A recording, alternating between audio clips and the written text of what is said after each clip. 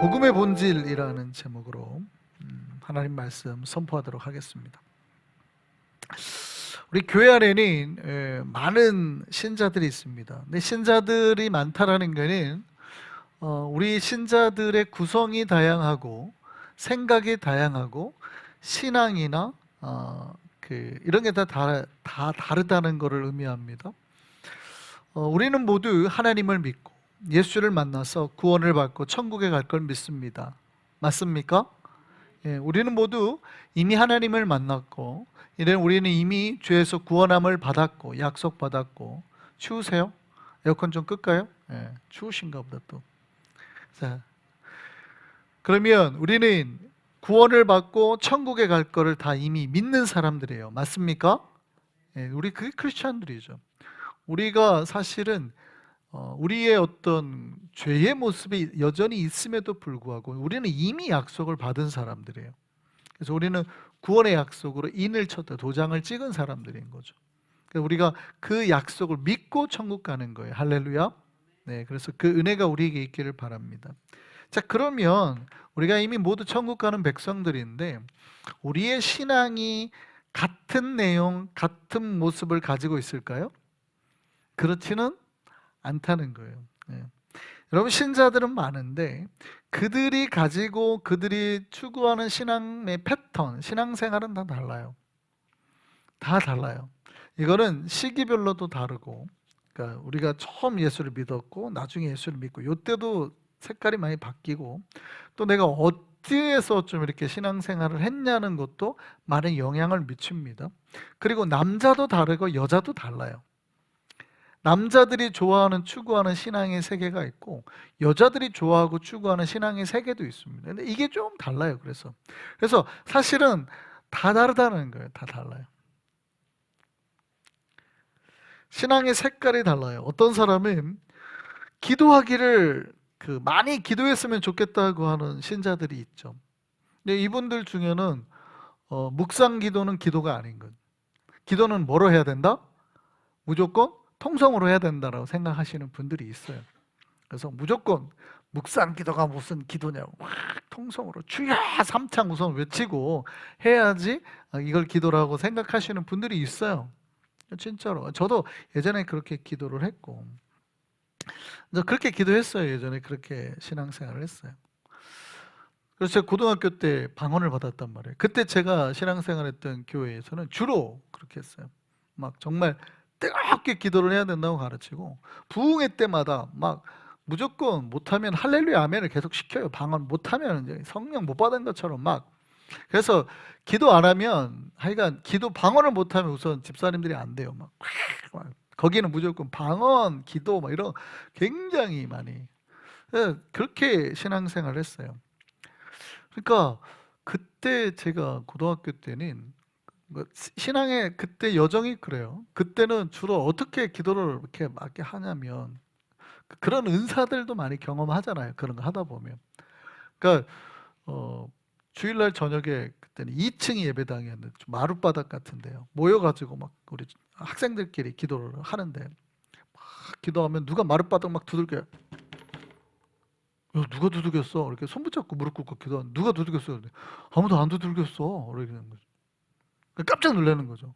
그러면 한 명이 얘기하는 거예요. 야, 이거는 기도 방해하려는 영적 싸움이야. 우리 그냥 하자. 막 이렇게. 분명히 누가 두드린 것 같은데. 근데 그럴 수가 없는 게 손 붙잡고 기도하니까. 아무도 없고 불 꺼놓고 기도하는데 막 이렇게 하니까. 뭐 그런 싸움들이 있죠. 그리고 막 2층에 누가 이렇게 쓱 지나가고 창문으로. 근데 2층인데 창문으로 누가 기도하는 걸 못 내다보죠. 그런 거 보면 영적 싸움이나 이런 막 그런 체험들을 많이 하게 되잖아요. 처음에 그렇게 신앙생활을 한단 말이죠. 그리고 제가 도서실에서 밤에 누워 이렇게 아침에 새벽에 깼는데 온몸을 못 움직이겠는 거죠. 눈만 뜨이는 거예요, 이렇게. 근데 온몸이 마비가 돼 있어요. 그걸 뭐라 그래요? 가위 눌렸다고 그러잖아요, 보통. 예. 근데 그게 이제 사실은 몸이 너무 피곤할 때 나타나는 현상이기도 한데요. 정신과 육체가. 정신은 깼는데 몸이 못 깬 상태래요. 근데 몸은 깼는데 정신이 못 깬 상태는 뭐예요? 가위 눌린 거의 정반대가 목류병이죠.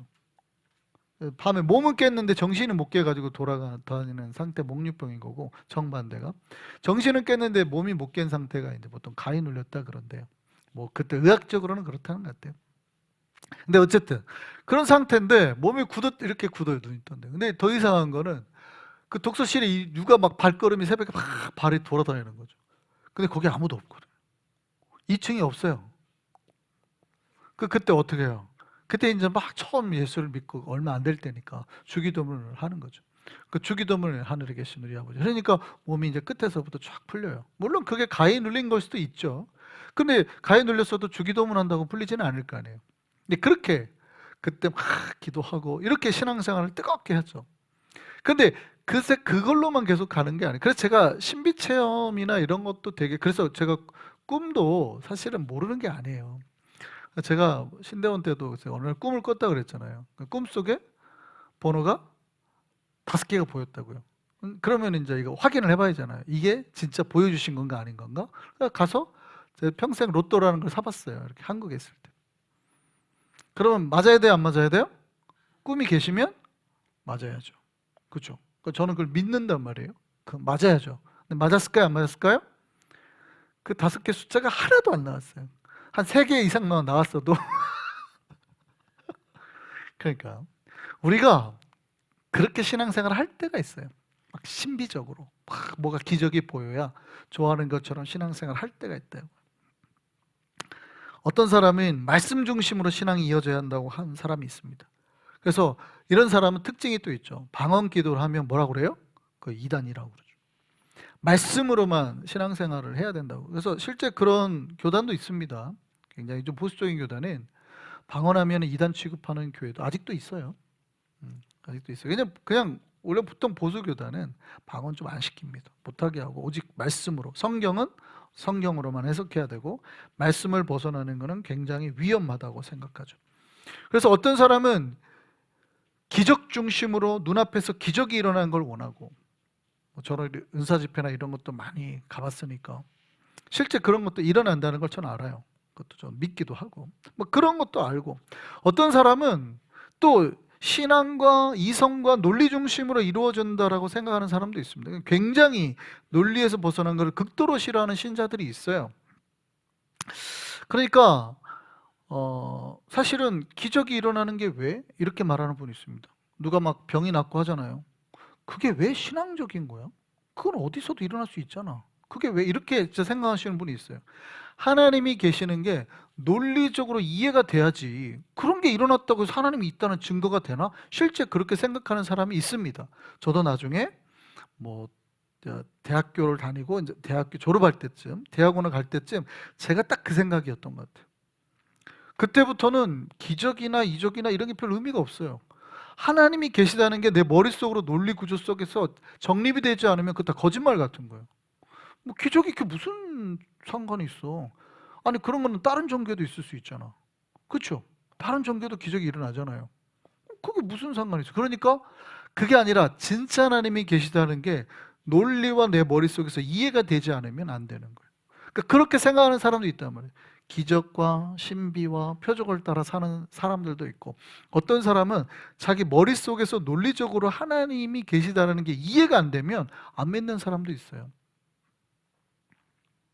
어떤 사람은 신앙은 뭐가 중요하다 생각하냐면 교제가 중요한. 그래서 뭐를 제일 중요하냐면 밥 먹는 거 굉장히 중요하고, 또 밥 먹고 난 다음에 커피 마시는 거 중요해. 이거 굉장히 중요하다고 생각하는 사람이 있어요. 어떤 사람은 봉사가 중요하다고 생각해요. 교회는 사랑하고 섬기는 거라 해서 봉사 안 하는 교회가 무슨 교회냐 이렇게 생각하시는 분들도 있어요. 자, 다 다르다는 거죠. 이 중에는 따를 만한 것도 있고 또 신앙의 색깔로 보이는 것도 있지만, 또 조금은 너무 치우치면 신앙의 중심을 잃어버릴 만한 것들도 있습니다. 꼭 뭐가 그렇다고 제가 뭐 말씀은 안 드리지만, 그래서 봐야 돼요. 우리가 사실은 각자가 가지고 있는 신앙의 패턴에 따라서 신앙생활을 하는데 다르다는 것을 인정하되, 혹시 우리가 너무 그쪽으로만 가면 치우치고 있지 않나 봐야 된다. 오늘 본문을 보면 바울이 두 패턴을 얘기하죠. 하나는 유대인의 신앙 패턴, 하나는 헬라인의 신앙 패턴을 얘기하는 겁니다. 대조적이라는 거예요. 첫 번째, 유대인은 뭘 구한대요? 표적을 구한대요. 여기서 표적은 꼭 기적을 말하는 게 아니라 헬라 말로는 세메이온인데 뭐 또 예고하는 것, 알려주는 것, 전달하는 것 이런 것. 그러니까 기적을 포함한 모든 사인, 모든 징표 이런 걸 말하는 겁니다. 유대인들은 내가 뭘 믿으려고 할 때 징표가 있어야 믿는다는 거예요. 내가 하나님을 믿으려고 하는데 하나님을 믿는 확실한 뭔가 징표, 사인이 있어야 믿겠다는 거예요. 꼭 기적, 뭐 병이 낫고 이런 것뿐만 아니라 그걸 포함해서 자기가 신앙생활 할 때 개인적으로라도 뭐 어떤 징표가 있어야지 믿겠다는 거예요. 유대인들은. 쉽게 말하면 하나님 살아계셔 이렇게 말로 하면 잘 안 믿고 그런 거 말고 사인이 필요하다는 거예요. 사인이. 그래서 예수께서 부활하시고 부활하신 예수님을 다 만났잖아요. 정말 부활하신 예수님이 막 부활하셔가지고 다 거의 다 보여줬단 말이에요. 그런데도 안 믿는 사람이 하나 있죠. 그 누구예요? 도마. 도마는 그 수많은 사람들이 부활하신 예수를 만났다고 하는데 안 믿겠대요. 그때 도마가 뭐라고 말해요? 같이 한번 볼까요? 요한복음 20장 25절 같이 한번 읽어보겠습니다. 시작. 다른 제자들이 그에게 이르되 우리가 주를 보았노라 하니 도마가 이르되 내가 그의 손에 못자국을 보며 내 손가락을 그 손에 넣으며 내 손을 그 옆구리에 넣어보지 않고는 믿지 아니하겠노라 하니라. 이게 사실은 도마만 이렇게 생각한 게 아니라 유대인들이 일반적으로 저런 표적을 구하는 거예요. 그러니까 표적이라는 게 기적이라는 뜻이 아니라 진짜 자기 눈으로 뭔가 이렇게 내가 체험돼가지고 실제 내가 보지 않으면 안 먹겠다. 그러니까 한국 사람들도 약간 저런 스타일의 신앙생활 하시는 분들 많죠. 그래서 꼭 옛날에 뭐가 그래요? 우리 집에 금송아지 있어. 그럼 뭐라고 그래요? 보여줘봐. 이렇게 말하는 사람들. 이렇게 말하는 사람들이 딱 유대적이죠. 그래서 한국인들이 옛날에 신앙생활 할 때 대부분 뭘로 다 예수를 믿었어요? 기적으로 믿었죠. 그래서 기도원이 성행했잖아요. 1970년대, 80년대에는 예수를 뭐 전하고 뭐 이럴 필요가 없어요. 예수를 믿어야 된다 막 논리적으로 교리 가르치고 이럴 필요가 없어요. 그냥 데려다가 어디다 갖다 대면 돼요. 우리 기도원 한번 가자. 기도원 딱 데려다 두면 그냥 믿어버려요. 왜? 한국인들이 주로 추구하는 바가 대부분이 추구하는 바가 뭐예요? 요 유대인 스타일이에요. 표적을 구하는 스타일도. 그냥 사람이 그 앞에서 병이 고쳐지는 걸 보면 믿는단 말이죠. 많은 사람들이. 굉장히 이런 스타일이 많았어요.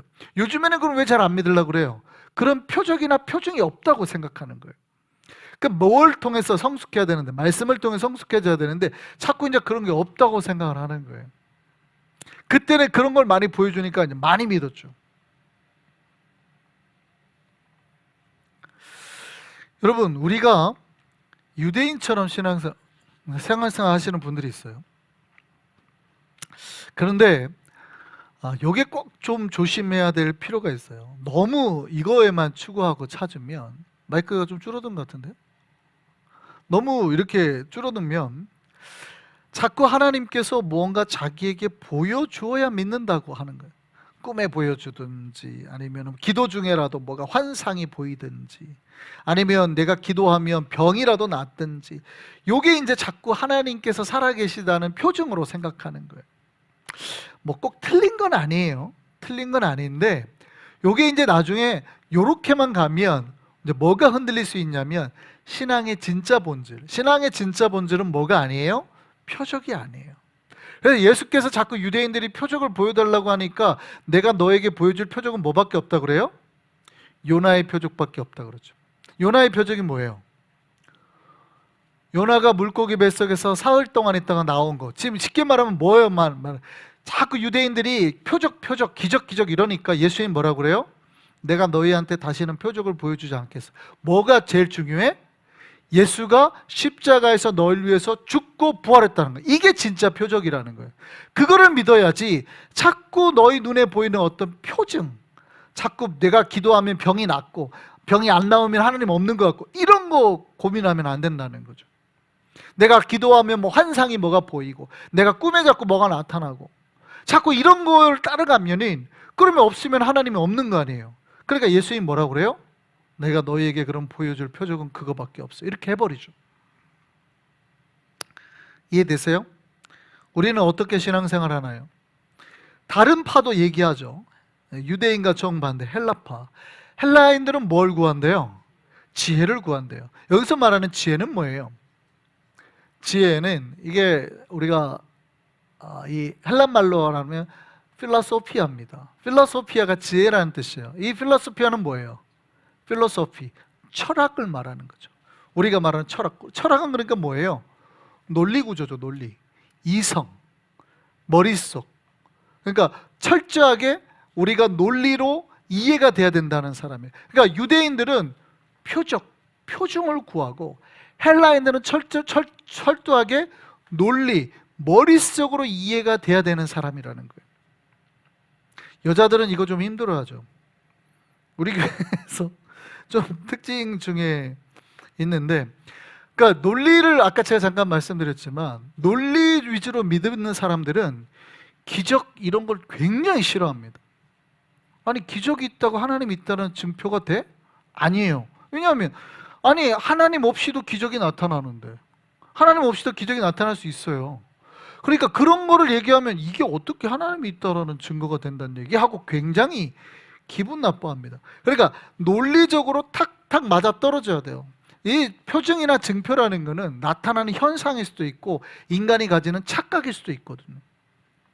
그러니까 이런 착각 속에서 재밌는 거, 김옥희 권사님이 초록색 옷을 입고 있잖아요. 왜 저게 초록색일까요?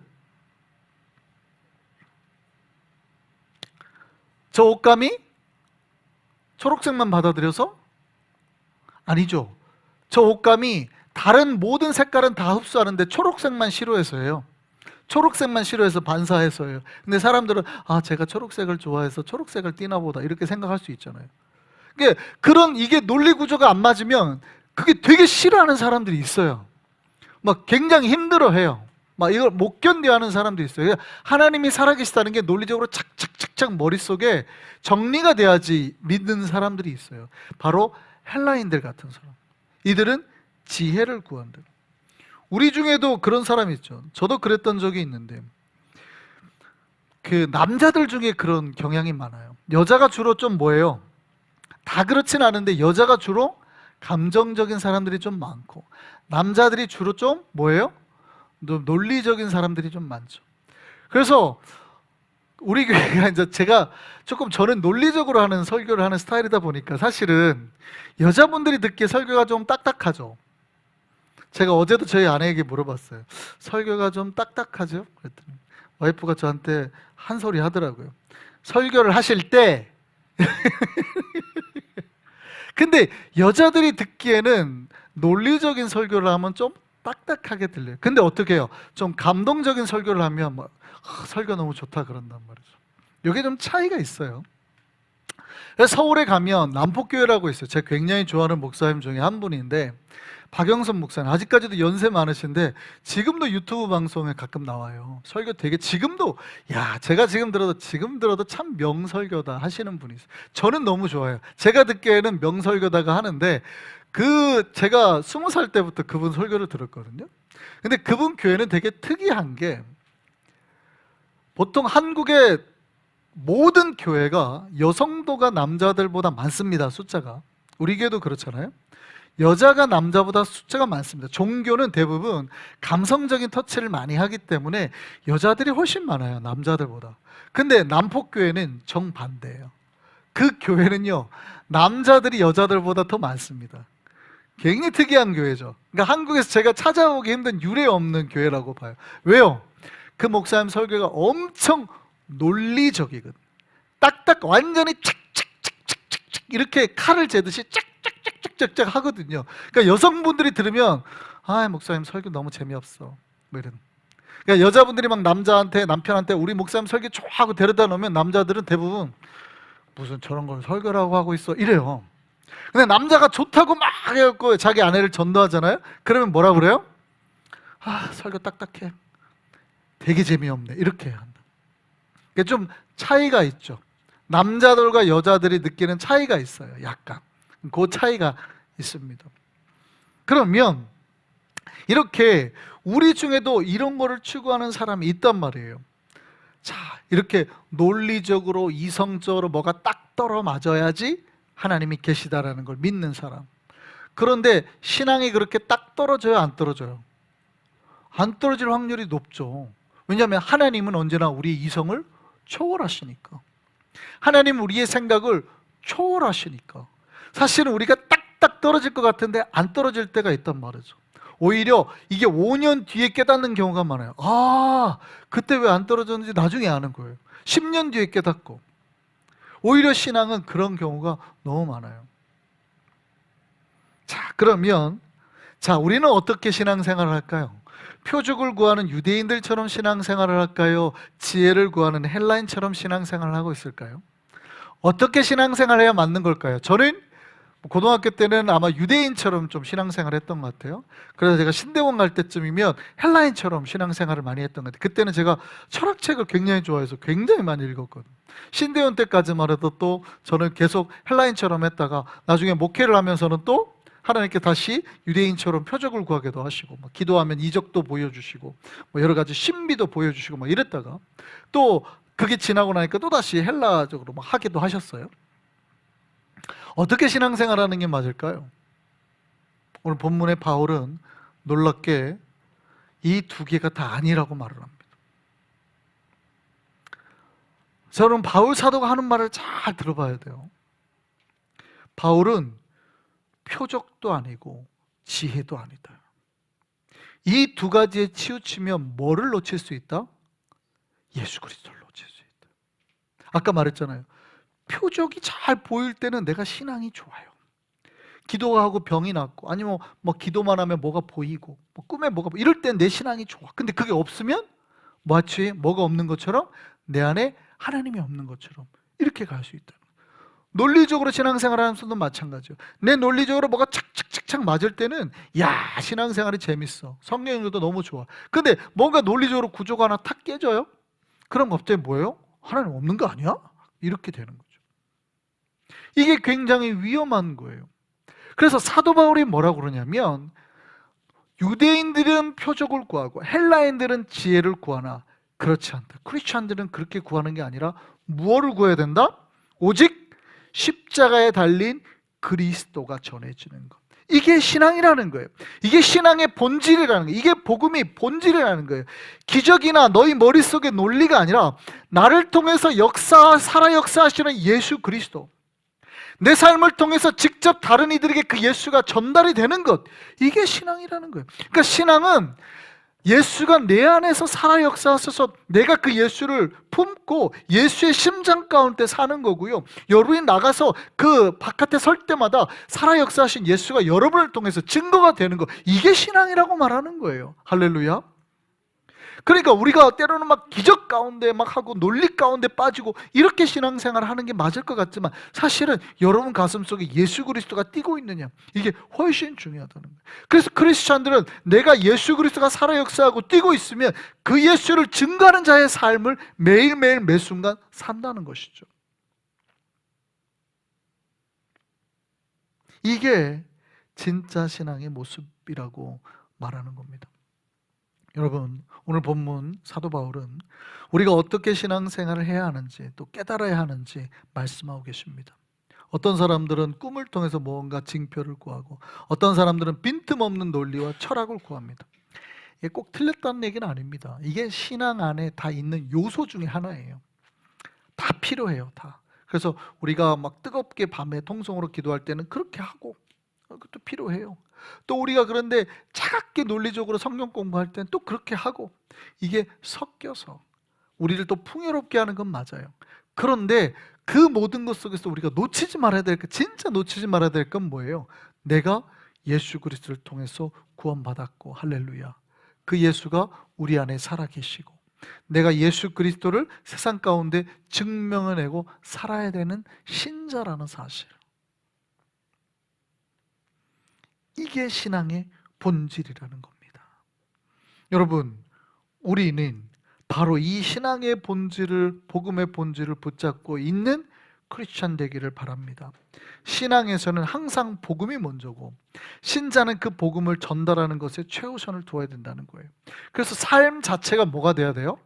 전도이자 선교가 돼야 되는 거예요. 우리의 삶이 전도이자 선교가 돼야 되는 거예요. 오늘 우리가 인사는 안 했는데 이번 주 큐티 하시는 분은 야곱이 하는 에서에게 하는 말을 들었을까요? 우리 인사 한번 해보실까요? 시작. 당신의 얼굴을 배우니 주님의 얼굴을 뵙는 것 같습니다. 야곱이 형 에서에게 한 말이잖아요.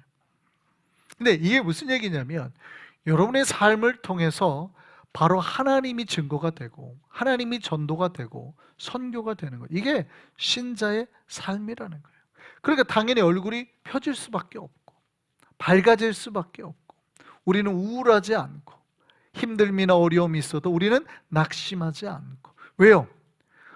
표징이 있을 때는 좋지만 없으면 낙심해요? 그렇지 않는다는 거예요. 내가 이해될 때는 좋지만 이해 안 되면은 또 낙심해요? 그렇지 않고 우리는 항상 누구로 말미암아서 내 안에 계신 예수 그리스도로 말미암아서 복음을 전하고 살아간다는 거예요. 할렐루야. 이게 바울이 사도 바울이 말하는 진짜 트루 크리스천, 이게 진짜 신앙생활이라고 말하는 거예요. 그런 의미에서 여러분의 얼굴이 밝아지고 펴지기를 소망합니다. 그리고 항상 나는 복음을 증거하는 자다라는 생각으로, 선교하는 자다라는 생각으로 살아가기를 소망합니다. 감사하게도 우리 한성교회가 아까도 제가 잠깐 말씀드렸지만 또 내일부터 이제 니카라가 선교를 가죠. 선교를 갈 때 사실은 가는 사람만 하는 선교는 안 돼요. 선교는 전 교회가 하나 될 때. 그래서 제가 말씀드렸죠. 보내는 선교사도 있고 나가는 선교사도 있고. 누군가는 나가는 선교사가 돼서 나가지만 사실은 그들은 다 누구의 힘으로 가는 거예요? 보내는 선교사예요. 보내는 선교사의 기도와 후원으로 가는 거예요. 한 교회가 한 마음이 돼서 함께 할 때 역사는 일어나는 거예요. 할렐루야. 그래서 제가 이번에 제가 가서도 설교를 새벽기도 한번 인도합니다만 그때 메시지도 같아요. 여러분 아말렉 싸움을 할 때 여호수아가 밑에서 전쟁을 실제 했지만 전쟁의 승패는 어디서 결정이 됐대요? 모세가 했던 손에서 결정이 됐잖아요. 그러니까 우리가 니카라가 가가지고 저들이 복음을 잘하고 못하고는 사실은 어디서 결정이 되는 거예요? 우리 성도들이 여기서 열심히 기도하고 하는 이 기도의 능력에서 나오는 거예요. 그러니까 선교하다가 문제가 발생했어요. 이건 누구 탓이에요? 저 농담을 하는 게 아니고 선교를 하다가 문제가 발생을 했어요. 그럼 누구 탓이에요? 자, 여호수아가 가다가 싸움에 밀려요. 그럼 누구 탓이에요? 아, 싸움 못한 여호수아 탓이네 이럴 거예요? 누구 탓이래요? 힘들어가지고 어깨가 손이 내려왔던 모세의 탓이라는 거죠. 진짜로 웃자고 하는 얘기가 아니에요. 그러니까 선교는 전 교회가 하나 되어서 하는 것이지 우리가 한 마음으로 하는 것이지 나가는 사람들이 하는 게 아니라. 그러니까 선교가 잘 안 되잖아요. 그건 누구 탓이에요? 뒤에서 모세가 손을 들어줬어야 되는데 손을 안 들어준 그 탓이란 말이죠. 그래서 우리가 선교를 하고 누가 나갈 때는 여러분 뭐 하셔야 돼요? 기도하셔야 돼요. 기도하는 거예요. 돌아올 때까지 저들이 하나님의 정말 역사 가운데 잘 마치고 돌아오게 해달라고 기도하는 거예요. 그렇게 될 때 놀라운 역사 일어나게 될 줄 믿습니다. 저는 우리 한성교회가 복음의 본질을 깨닫는 교회, 진짜 예수 그리스도를 품고 땅끝까지 나아가서 이 하나님의 역사를, 예수를 증명해내는 교회로 나아가기를 소망합니다. 기도하겠습니다.